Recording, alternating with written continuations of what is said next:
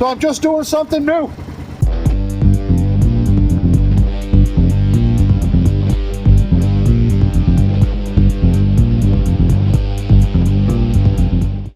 I'm out for a ride today on my 2000 Intruder.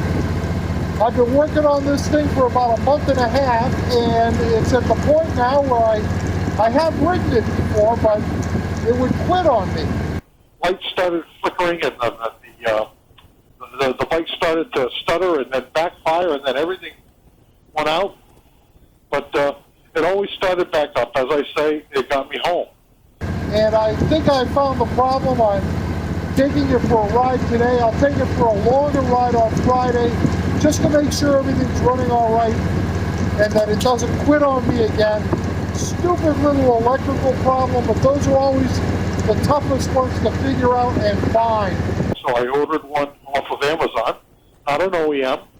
It was 1/4 the cost of the OEM, and I was cheap. So I bought it, put it in, went for it, started up great, everything, went for a 200-mile ride, and then after 200 miles, 10 miles from home, it broke down 3 times. I got it started each time and made it home, but it quit on me 3 times. The only thing that had changed on it was the starter relay. So I took a look at that. I didn't see anything wrong with it. I plugged it in, everything. And well, anyway, it turned out to be the non-OEM starter relay. So I ordered an OEM.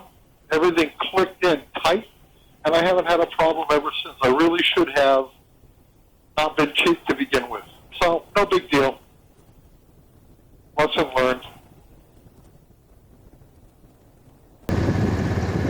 Running great. I had some really bad rattles on this thing. One of them I remembered what it was, and I fixed it right away because it had happened once before.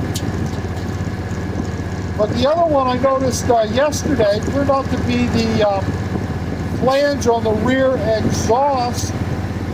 I had a bolt right off it, so it was rattling, and it made everything sound like hell. So anyway, I fixed that last night, tightened up all of those bolts, and now I'm just taking it for a ride, bringing you along. I haven't been on YouTube in a year.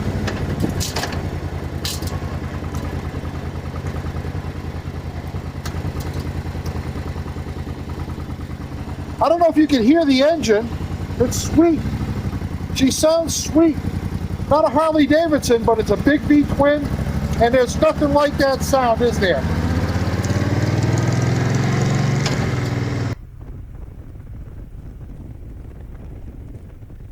I've been getting around 40 miles a gallon with this in all the riding that I've done, and that's a combination of highway and riding like this. 40 miles a gallon I'm happy with on this bike. I've gotten more. At one point I got 42 miles a gallon pretty consistently, but I think most of that was on the highway, and maybe this will get 42 on the highway, who knows, or maybe it'll get less than 40. I have no idea. I need to do a trip on it, and even though it's 75 degrees today in New Hampshire, November 12th, I know it's not going to be.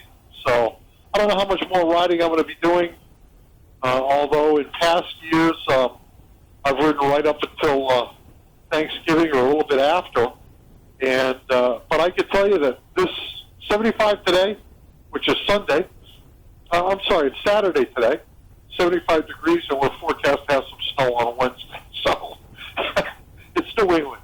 You just have no idea what's going to happen here. This has really just become a fun bike for me. I don't look to go anywhere on it. I don't look to do any long distance tours on it, although you never know. And it's my kind of a around the area bike, and honestly, I've been more inclined to ride this locally than my Goldwing. You got a short shift? No problem. I love this. It's actually given me kind of an impetus to just get on and ride for a couple of hours rather than going someplace. That's usually the focus of my riding, is getting someplace. Ooh, that was a really bad shift, huh?